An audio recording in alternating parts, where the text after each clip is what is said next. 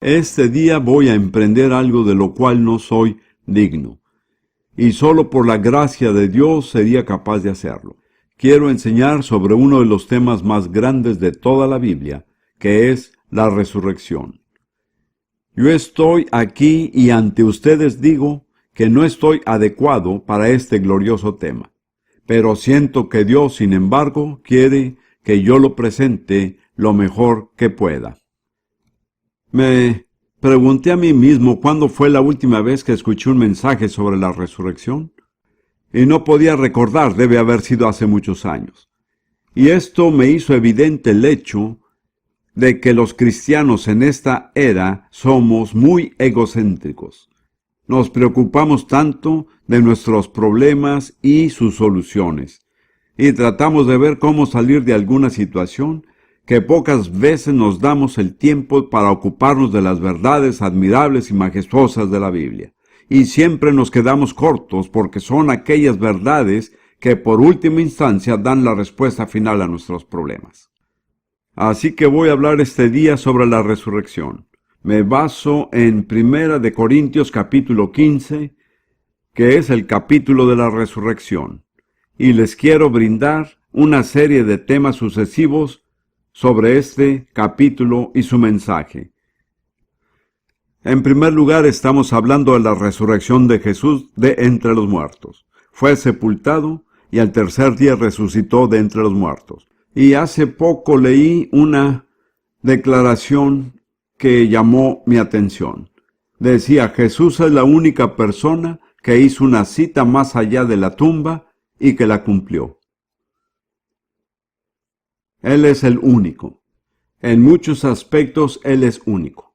Y una de las características únicas de su vida es que Él murió, fue sepultado y fue resucitado. Y debido a que fue resucitado, todo aquel que cree en Él y le sigue también será resucitado. Así que cuando hablo de la resurrección, hablo primero que nada acerca de la resurrección de Jesús. Pero también hablo de la resurrección de todos los creyentes verdaderos. Nosotros saldremos de la tumba. Voy a nombrar unas declaraciones sucesivas sobre esto en 1 Corintios capítulo 15, empezando con los versículos 3 y 4. Pablo les está hablando a los cristianos de Corinto acerca del mensaje que les había traído y dice: porque primeramente os he enseñado lo que asimismo recibí, que Cristo fue muerto por nuestros pecados conforme a las Escrituras, y que fue sepultado y que resucitó al tercer día conforme a las Escrituras. Observen que la máxima y única autoridad para la resurrección son las Escrituras. Esa es siempre la autoridad máxima para cualquier verdad. Y Pablo lo dice dos veces: según las Escrituras, según las Escrituras. Me pregunto cuántos de ustedes tendrían una respuesta a la pregunta: ¿cuál es la escritura donde nos dice que Jesús resucitaría al tercer día? ¿Cuántos saben eso? Les daré una pista, mas no iremos allí. Se encuentra en Oseas capítulo 6, versículo 1 y 2. Dice específicamente al tercer día. Y no dice simplemente que Él va a ser resucitado, sino que seremos resucitados, porque su resurrección es la garantía de nuestra resurrección. Y la autoridad fundamental y final son las Escrituras. Luego Pablo pasa a enumerar una serie de testigos significativos a esta verdad. En los versículos 5 al 8. Y que apareció a Cefas, este es Pedro, y después a los 12, los apóstoles.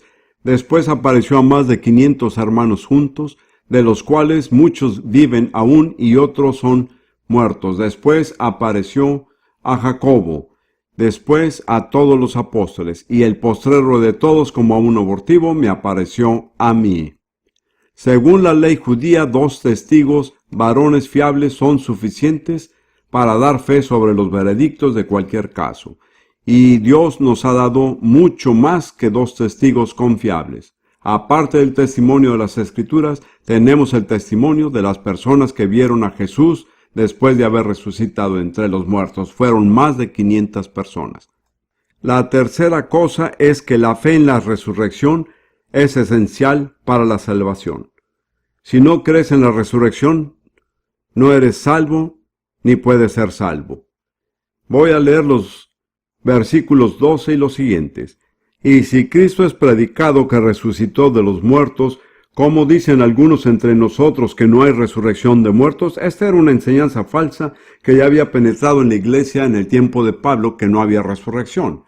Porque si no hay resurrección de muertos, Cristo tampoco resucitó, y si Cristo no resucitó, vana es entonces nuestra predicación y vana es también nuestra fe. Y aún somos hallados falsos testigos de Dios, porque hemos testificado de Dios que Él haya levantado a Cristo, al cual no levantó, si en verdad los muertos no resucitan. Porque si los muertos no resucitan, tampoco Cristo resucitó. Y si Cristo no resucitó, nuestra fe es vana, aún estáis en vuestros pecados. Entonces también los que durmieron en Cristo son perdidos. Si en esta vida solamente esperamos en Cristo, somos los más miserables de todos los hombres. Cuando escucho algunas prédicas y algunos testimonios, pienso en eso. Algunas personas, incluso cristianos, tienen la actitud de que todo lo que vamos a conseguir es el aquí y ahora. Tendremos sanidad, prosperidad, algunas clases de bendiciones. Si esto es solo en esta vida, Pablo dice, somos de todos los hombres los más dignos de lástima.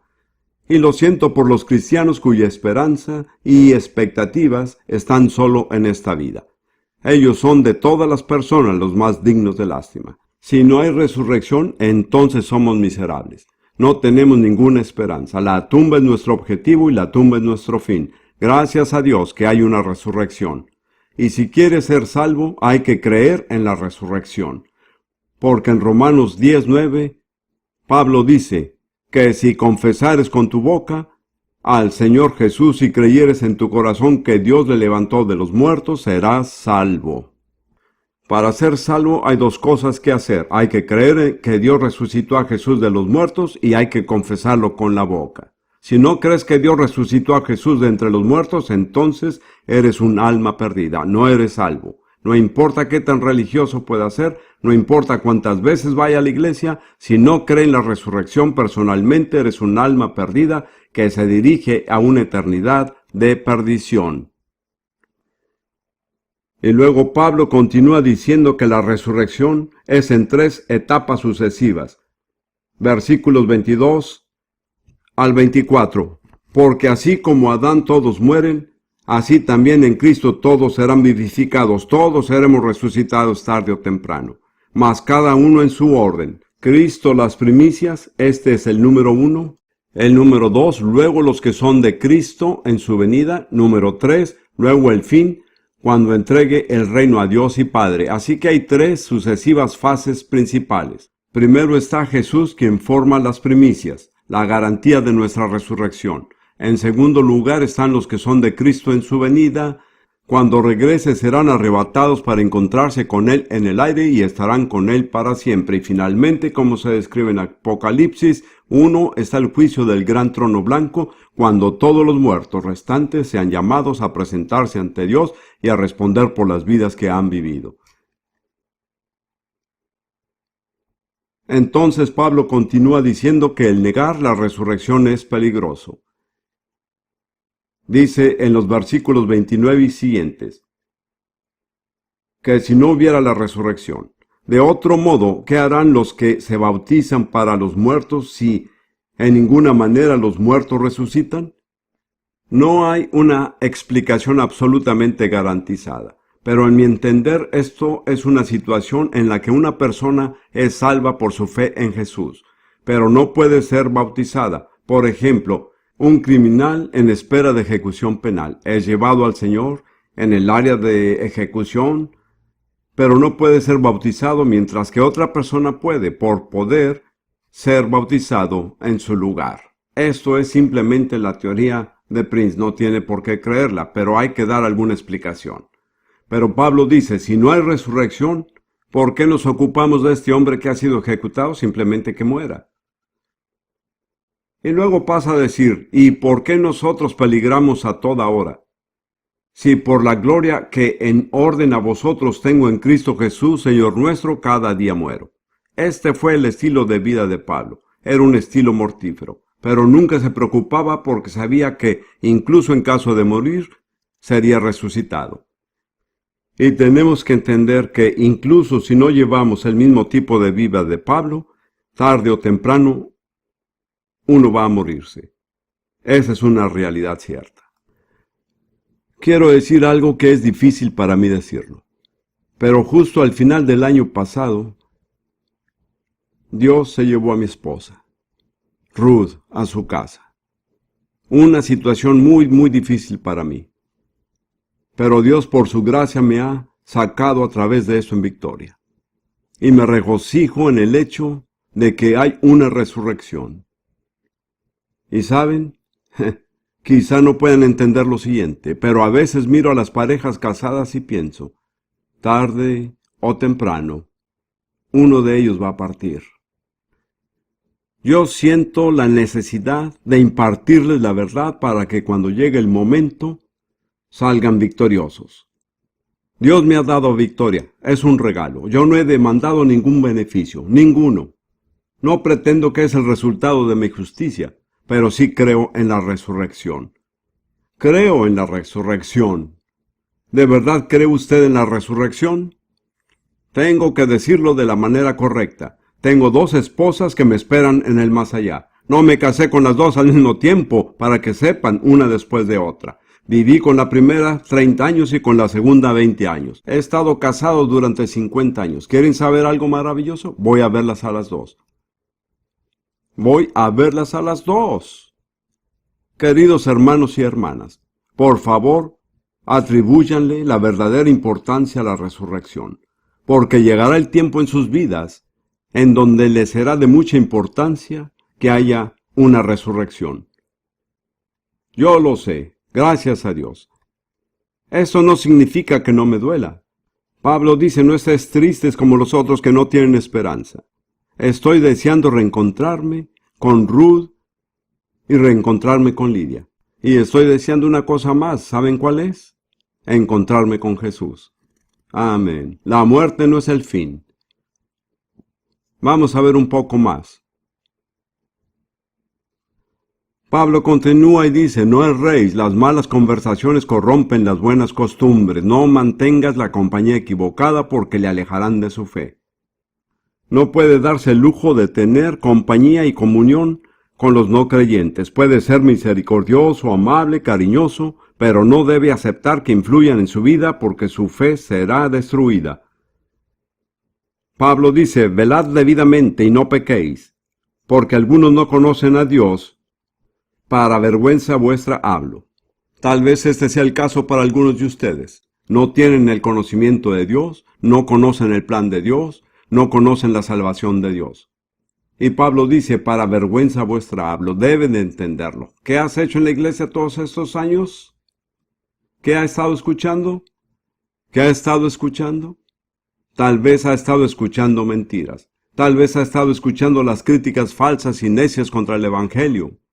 Tenga cuidado con lo que escucha. Jesús dijo, mirad lo que oís, porque con la medida con que medís os será medido.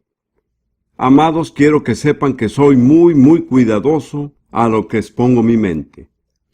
Ruth solía decir de mí, nunca he conocido a alguien que es tan cuidadoso con lo que permite entrar a su mente. ¿Saben por qué? Porque si permito que algo entre a mi mente, eso saldrá de mi boca. Y yo soy un mensajero de Dios que quiero traer a las personas solamente la verdad de las Escrituras, simple, pura y sin mancha. Muy bien, ahora tenemos unas preguntas interesantes. Siguiendo con el versículo 35. Mas dirá alguno, ¿cómo resucitarán los muertos?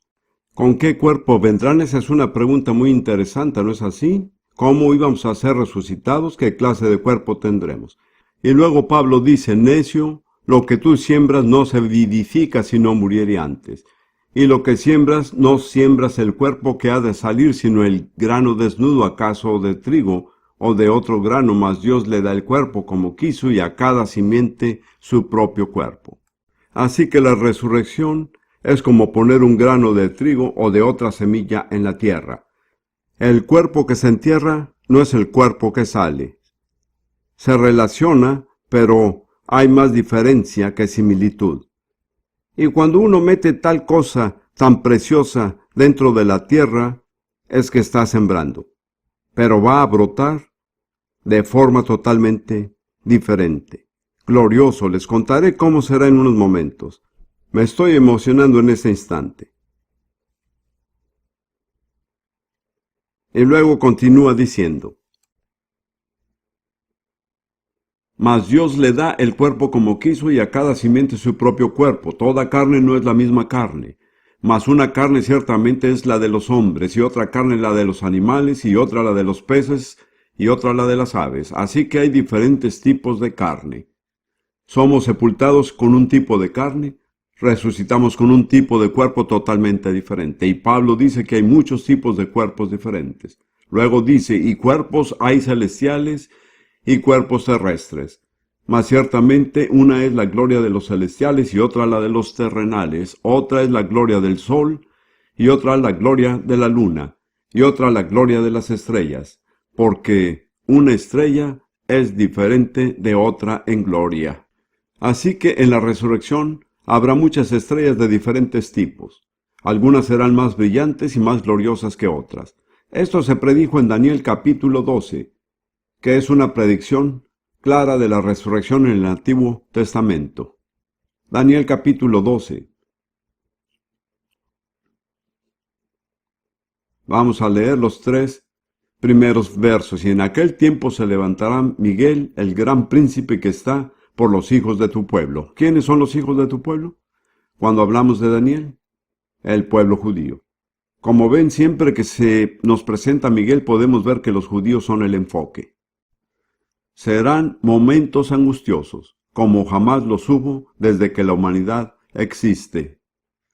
A eso se le llama la gran tribulación. La gran tribulación será asociada de alguna manera con la resurrección. Pero llegado el momento, tu pueblo será liberado, lo mismo que todos los que están registrados en el libro.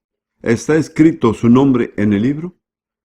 Porque Jesús tiene un libro de la vida, y sólo aquellos cuyos nombres están escritos en el libro serán resucitados. Sólo aquellos cuyos nombres están escritos en el libro. Y entonces Daniel continúa: y muchos de los que duermen en el polvo de la tierra serán despertados. Esa es la resurrección. Unos para vida eterna y otros para vergüenza y confusión perpetua. Los entendidos resplandecerán como el resplandor del firmamento, y los que instruyen a muchos en la justicia serán como las estrellas por toda la eternidad. Pablo se refiere a aquello cuando dice: así como difieren entre sí en la magnitud y la gloria del brillo de las estrellas, así será la resurrección. Cada uno de nosotros tendrá gloria, pero aquellos que han convertido a muchos a la justicia brillarán como las estrellas por la eternidad. Una cosa que hay que tener en cuenta es que Dios es un galardonador. No es que trabajemos por las recompensas, pero sí hay una recompensa. No nos esforzamos por conseguir algo, pero créame que lo que obtendremos será en proporción exacta a nuestra fidelidad en esta vida, cada uno de nosotros, incluyéndome a mí. Entonces Pablo sigue: uno es el esplendor del sol, otro el de la luna, otro el de las estrellas, pues una estrella es diferente de otra en su magnificencia, así será también la resurrección de los muertos. Ahora tenemos 5 cambios que ocurren en la resurrección. Como saben, el 5 es el número de los sentidos. Los números forman parte de ciertos principios en la Biblia. 2 es el número de ser testigos, 7 es el número del Espíritu Santo. El 5 es el número de las cosas que son visibles, que son percibidos por medio de los sentidos. Y así hay 5 cambios perceptibles y visibles que ocurren en nuestros cuerpos en la resurrección. Y quiero compartirlos con ustedes. 1 Corintios 15:42. Así también es la resurrección de los muertos. Se siembra en corrupción, se levantará en incorrupción. La corrupción significa que es perecedero, se descompone. El cuerpo que se entierra es un cuerpo en descomposición. El cuerpo que será resucitado no se descompone. Es incapaz de descomposición. Perdurará por la eternidad. Y luego continúa diciendo, en el versículo 43, se siembra en vergüenza, se levantará con gloria. Seamos honestos, realmente no hay nada honorable de un cadáver humano. No es algo en lo que nos guste pensar o contemplar. Es el resultado del pecado humano. Se siembra en la deshonra, pero bendito Dios que se cosecha. ¿Cómo? En la gloria. Amén. ¡Qué cambio de la deshonra a la gloria! El tercer cambio. Se siembra en debilidad, se levantará con poder. ¡Qué débiles somos! El más fuerte entre nosotros es tan débil. Y cuando le pagamos la última deuda al pecado, morimos, lo cual es la máxima expresión de la debilidad. No hay nada más débil que un cuerpo muerto. Se siembra en debilidad, pero se cosecha en poder. ¡Qué maravilloso! Y luego continúa diciendo en el versículo 44. Se siembra un cuerpo natural, se resucita un cuerpo espiritual. Si hay un cuerpo natural, hay también un cuerpo espiritual. Ahora, lamentablemente la traducción aquí es engañosa. La palabra que se traduce como natural se deriva directamente de la palabra griega que significa alma. Se siembra un cuerpo anímico y se resucita un cuerpo espiritual. En varios idiomas y en todos los idiomas escandinavos tienen la palabra shalisk. En alemán hay la palabra salish. Y estoy seguro de que existe en holandés. Todos estos idiomas están relacionados. Y en aquellas traducciones de la Biblia, en las traducciones escandinavas y en las traducciones alemanas, la palabra utilizada es alma. La palabra natural no nos dice nada. Anímico es la palabra que debemos entender. Se siembra un cuerpo anímico, se resucita un cuerpo espiritual. ¿Y cuál es la diferencia entre un cuerpo anímico y un cuerpo espiritual? Les digo que no les estoy cobrando nada por esto, es gratis. Pero por lo que puedo ver, muy pocos han descubierto esta realidad. Como ven, hay que entender la naturaleza del cuerpo natural. Cuando David en el Salmo 103 quiso alabar al Señor, su espíritu estaba listo, pero su alma no estaba preparada. Y no podía alabar al Señor hasta no haber conseguido la cooperación de su alma. Así que dijo: bendice alma mía al Señor. Vamos, alma, despiértate, haz algo. Pero fue el espíritu que trabajaba en el alma, en el cuerpo a través del alma. Eso es un cuerpo anímico. Pero un cuerpo espiritual, lo cual nunca he visto, el espíritu controla directamente el cuerpo. Y tenemos un ejemplo. Se encuentra en Ezequiel capítulo 1.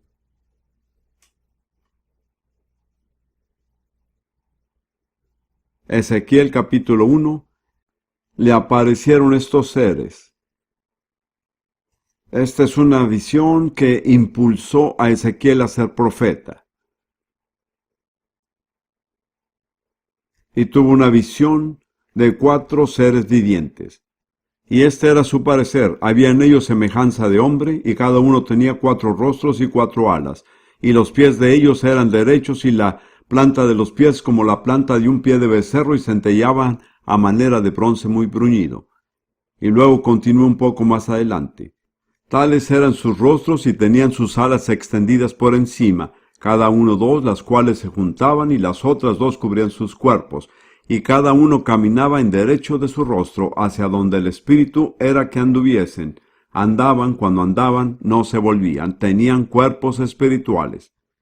No tenían que esforzarse a través del alma, a donde el espíritu de cada uno deseaba ir, ahí iban. Y continúa diciendo un poco más adelante: hacia donde el espíritu era que anduviesen, andaban, hacia donde era el espíritu que anduviesen. Así que eso es lo que es tener un cuerpo espiritual. Nosotros vamos a tener un cuerpo que no dependerá del alma para que éste responda a algo. El cuerpo responde directamente al espíritu. Al espíritu le gustaría hacer muchas cosas, pero el alma está demasiado ocupada para hacerlo. Nos daríamos cuenta de la bendición que será cuando tengamos un cuerpo espiritual. No tenemos que despertar el alma para despertar al cuerpo. Será espiritual. Actualmente usted y yo tenemos un cuerpo anímico. Se controla a través del alma. Se podría decir que el alma es la palanca de cambio a través del cual el espíritu maneja el cuerpo. Pero Al ser resucitados, el sistema será sin engranajes. No habrá necesidad de un engranaje. El espíritu dirigirá al cuerpo directamente. No sé cómo les parezca esto a ustedes, pero a mí me emociona. Quiero decir, a mí me gusta algo que sea un poco nuevo y un poco diferente. Puede ir detrás de los autos de lujo que le gusten a usted más, pero a mí me interesa más un cuerpo resucitado. Eso sí que es algo que no se puede duplicar. Permítame decirle que el auto que conduzco es un Mercedes. Lo solía conducir cuando tenía licencia. No tengo licencia por causa de mi vista. Mi auto tiene unos 18 años, pero todavía funciona muy bien. De todos modos, dejemos el tema de los coches a un lado. Se siembra un cuerpo natural o anímico, se resucita un cuerpo espiritual. Hay un cambio más en el versículo 53. Porque es menester que esto corruptible sea vestido de incorrupción, ya lo vimos, y esto mortal sea vestido de inmortalidad. Es un cambio de lo mortal, lo cual está sujeto a la muerte, a lo inmortal, lo cual no está sujeto a la muerte. Cuando seamos resucitados, no existirá más la muerte. Permítame que les repita estos 5 cambios. Espero que les causen emoción. Si sabe que va a ser resucitado, debe de estar emocionado. Si no sabe que va a ser resucitado, quizás sería bueno que se emocione. Muy bien. Número 1. De la corrupción a la incorrupción. El cuerpo actual que tenemos es corruptible. Puede tenerle el mejor cuidado, se pueden hacer todo tipo de cosas por su salud, pero sin embargo es corruptible. Este se descompone. La descomposición se puede retrasar, pero nunca se podrá llegar a erradicar la descomposición. Es un cuerpo corruptible. Es un cuerpo en deshonra. Es un cuerpo que está bajo sentencia a causa del pecado y va a pagar una deuda final con muerte y decadencia. Así que si cambiamos de la deshonra a la gloria, estoy esperando tener un cuerpo glorioso, si es que logro llegar. Se intercambia su debilidad por fuerza. ¿Alguna vez se ha sentido frustrado por sus mismas debilidades? Créame que cuando ha vivido 83 años lo sentirá. Hay cosas que me suceden y que desearía que no me sucedieran, pero no son permanentes. Este va de la debilidad a la fuerza.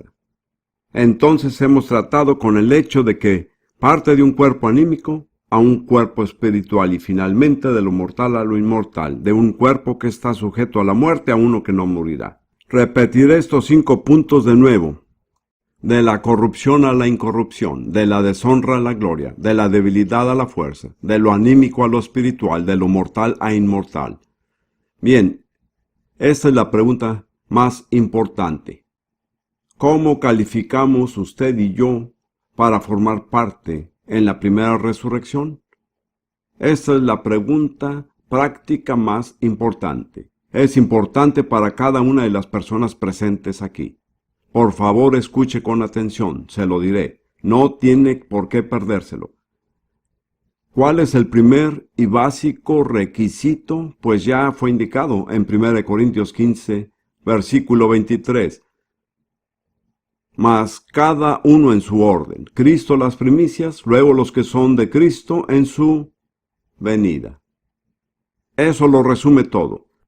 ¿Cómo se puede calificar para la primera resurrección? Tiene que pertenecerle a Jesucristo. Tiene que ser de Cristo. Ahora, Jesús le ama, pero Él es un amante celoso. Muchas veces la Biblia nos dice que Dios es celoso. Yo solía pensar que era una de las debilidades de Dios, pero es que de repente me he dado cuenta con el tiempo y a lo largo de los años que este es un signo de su amor. ¿No es increíble que el Creador deba estar celoso de un pequeño pedazo de barro en el que Él sopló su espíritu? Pero Él es celoso. Hay muchos pasajes. Estamos tratando con Jesús, quien es amante celoso. Él le ama, le quiere tan solo para Él, pero Él no lo compartirá con nadie más. No lo compartirá con el mundo y no lo compartirá con el diablo. Si va a formar parte de la primera resurrección, tiene que saber que le pertenece a Jesucristo sin medidas.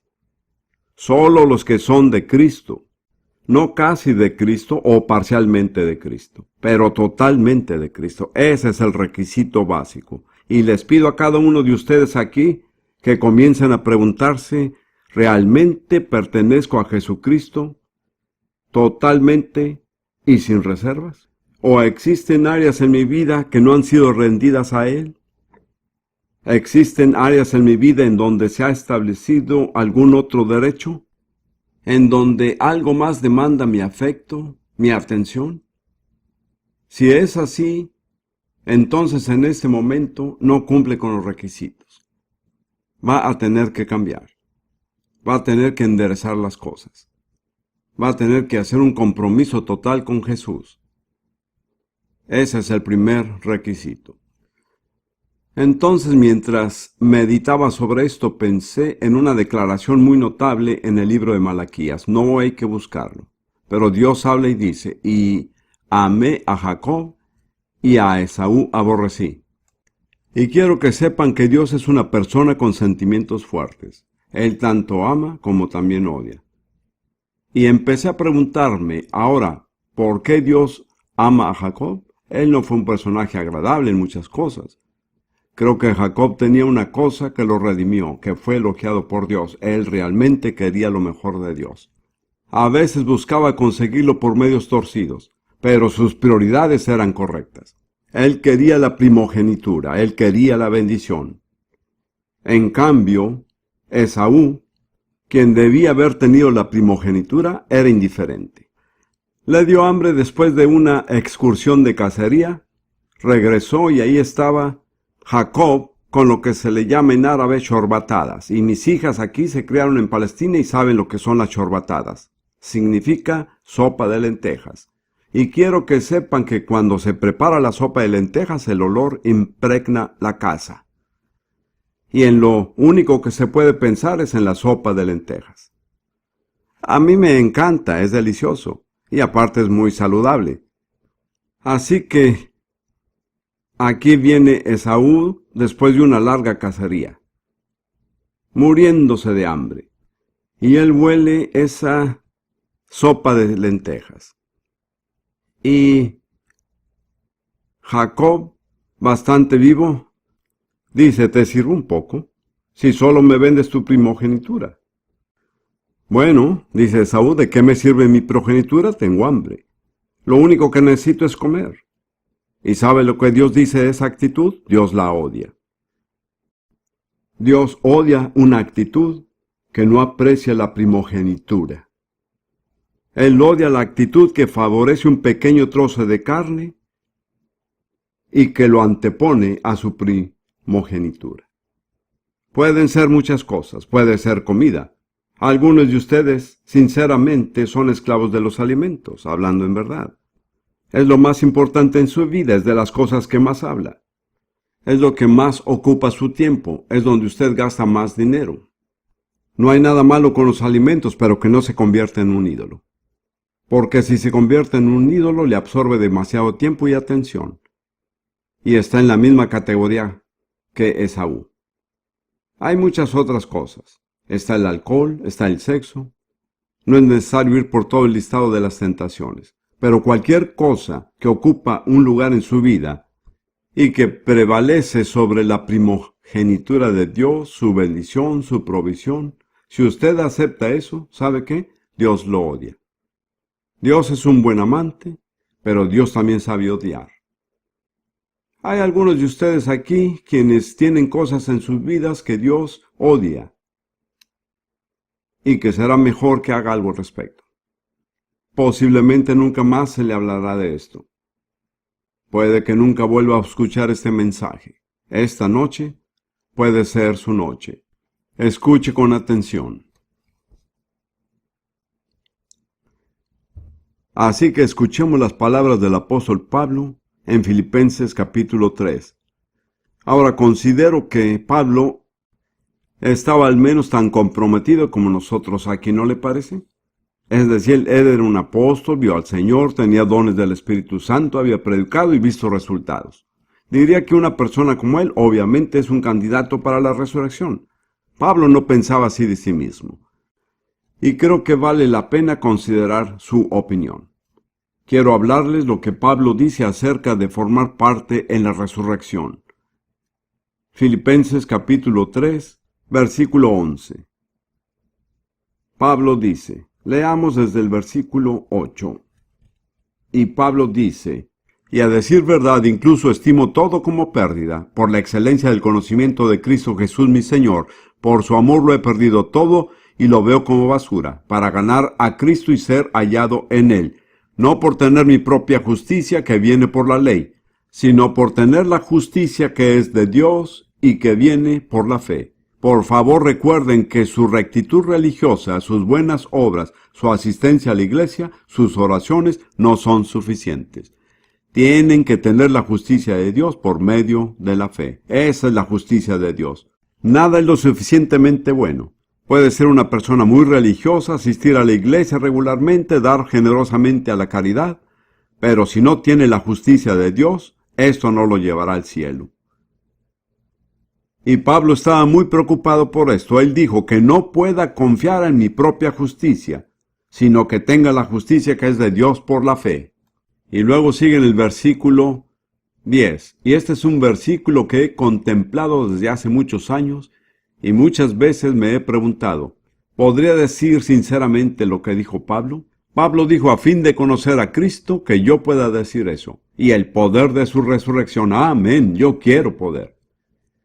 Y cuando llegamos a la siguiente frase es donde yo me pregunto si sinceramente puedo decirlo, y de participar de sus padecimientos, para llegar a ser semejante a Él en su muerte. He reflexionado en esto. Creo que hoy, por la gracia de Dios, sí puedo afirmarlo.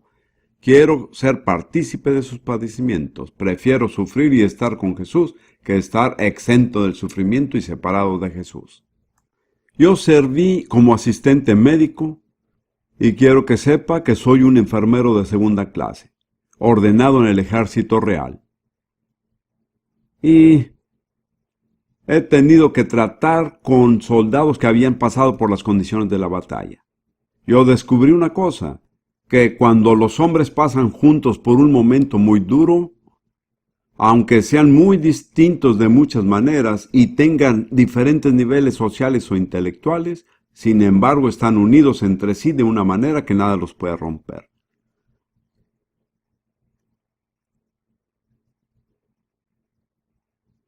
Creo que es por eso que Pablo dijo, a fin de conocer a Cristo y participar de sus padecimientos. Quiero tener una unión con Jesús de tal manera que nada pueda romperla. Realmente no creo que seamos llamados a pasar por todo lo que Jesús sufrió por nuestra redención. Nos podría tocar lidiar con algo, pero cuando se habla de los sufrimientos de Jesús, me inclino a pensar que se habla de lo que sufre hoy por su iglesia. Y en realidad, hermanos y hermanas, si ven las cosas como yo las veo, que es por lo que yo puedo lograr desde un punto de vista bíblico. Jesús debe estar sufriendo mucho por su iglesia, porque profesamos muchas cosas, cantamos esos himnos y coros maravillosos, pero vivimos unas vidas muy indignas. ¿Es cierto eso? No es por criticar, hablo sobre todo de mí mismo. Ahora, déjeme preguntarle esto, vamos a repasarlo, que pueda conocerlo. ¿Puede decir amén a esto? Que yo conozca el poder de su resurrección. Amén. ¿Qué pasa con ser partícipes de sus padecimientos? Todo va en conjunto. No se puede conocer el poder de su resurrección si no está dispuesto a conocer la comunión de su sufrimiento. No se puede subir al tren justo antes de que llegue a la estación. Tiene que abordarlo en la estación anterior. ¿Ve a qué me refiero? Quiero decir una cosa, yo creo que nadie tiene derecho a dar por hecho que él participará en la primera resurrección. Creo que es un objetivo al que tenemos que apuntar continuamente. Escuche lo que Pablo dice. Vamos a leerlo. No es que lo haya alcanzado y él fue un apóstol maduro con un tremendo éxito, ni que ya sea perfecto, sino que sigo adelante por ver si logro alcanzar aquello por lo cual fui también alcanzado por Cristo Jesús. Hermanos, yo mismo no pretendo haberlo alcanzado ya, pero una cosa sí hago, Me olvido ciertamente de lo que ha quedado atrás y me extiendo hacia lo que está adelante. Prosigo a la meta, al premio del supremo llamamiento de Dios en Cristo Jesús. Así que Pablo no dio por hecho que él llegaría a la resurrección. No lo hizo, a pesar de todos sus logros. Dijo, tengo que seguir, y seguir, y seguir continuamente. Tengo que llegar a la meta.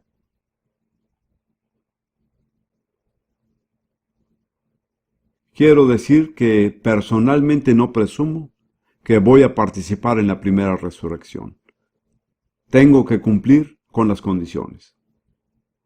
Yo tengo que continuar cumpliendo con las condiciones. Pablo dijo, si de alguna manera llegase a la resurrección, no importa lo que cueste. Y él no asumió que lo haría. Él tenía que cumplir con las condiciones.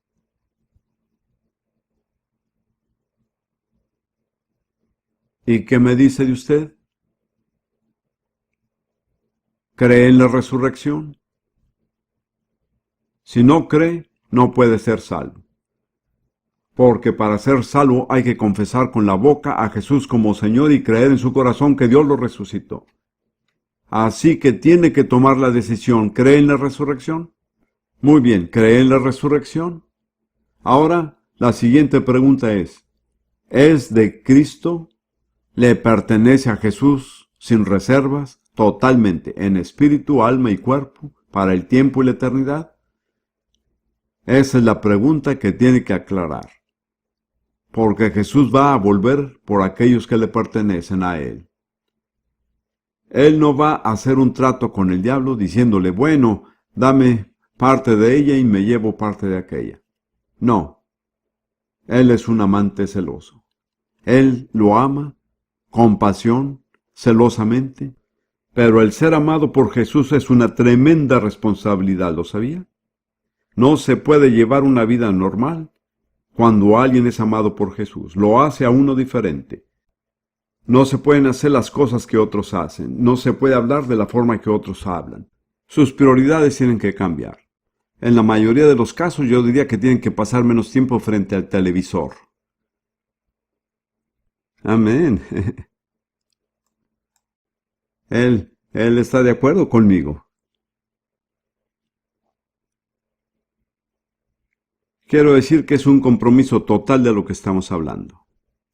Escribí al final de mi pequeño esquema, y que no lo he seguido exactamente, pero he escrito esta frase corta. Nadie entra al cielo a la deriva. Tiene que ser su primera prioridad. Tiene que pertenecer totalmente y sin reservas a Jesucristo. Esto no es algo malo, es una cosa maravillosa. Pero hay que tener claro en su mente de lo que se requiere. Así que vamos a decidirlo. Le hago la pregunta.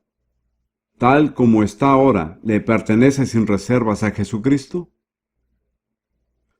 Podría decir, si le pertenezco en espíritu, alma y cuerpo para toda la eternidad, creo que puedo decirlo. Dios, si estoy equivocado, perdóname. Pero por lo que sé en mi propio corazón y en mi mente y vida, pertenezco a Jesucristo.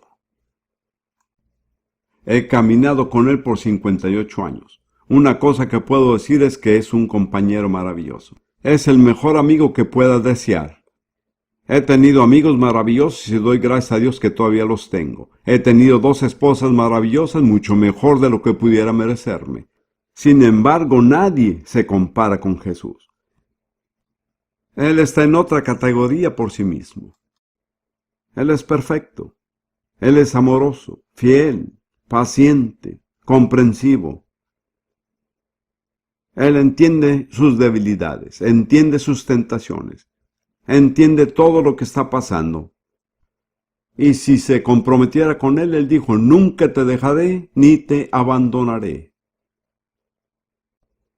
Mis queridos amigos, no creo que la vida llegue a ponerse más fácil en este planeta. Esa es la forma en que leo la Biblia. Creo que estamos en el comienzo de los dolores del parto de una nueva era, y no me refiero a los que suelen llamar la nueva era. Creo que no se puede buscar un tiempo fácil en la vida. pero sí creo que se puede tener absoluta confianza en Jesús. Así que, permítame presentárselo de esta manera. Si no está seguro,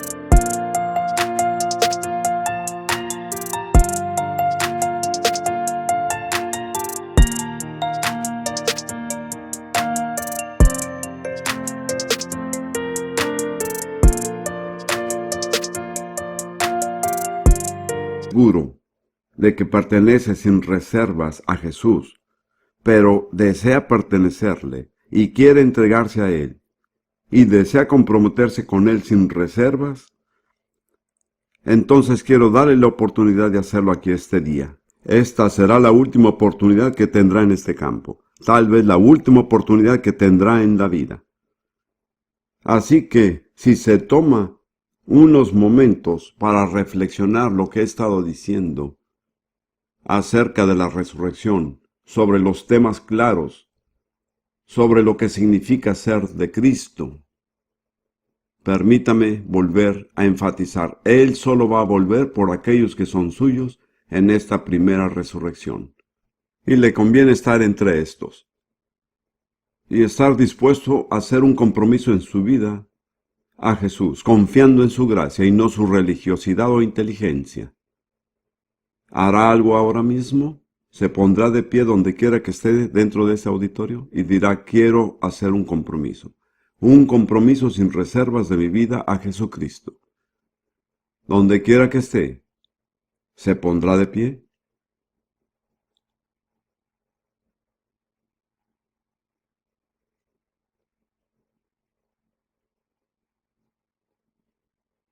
Ahora le pido a los músicos que pasen acá arriba. No haga nada, solo espere.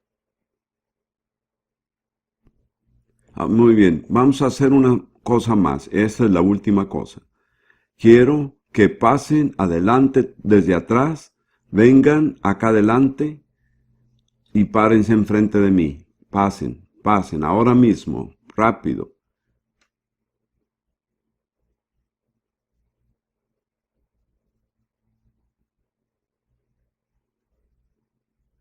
Pasen, si trajo a alguien con usted y que necesite hacer eso, también dígale que venga, tráigalo enfrente. Hermano Don, pase acá junto a mí. Vamos a darle un poquito más de tiempo y recuerde, es un compromiso total.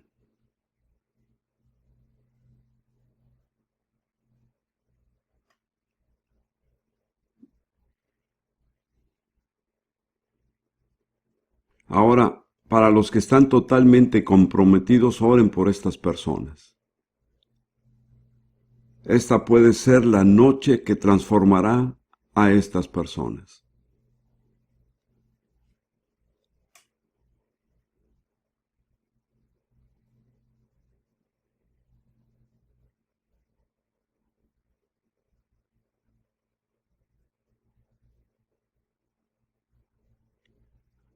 Algunos pueden pasar acá enfrente. Hagan un poquito más despacio. Muy bien.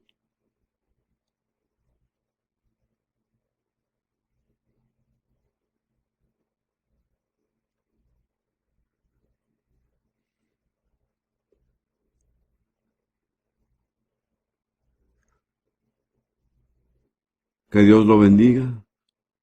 Que Dios lo bendiga. Ha hecho lo correcto.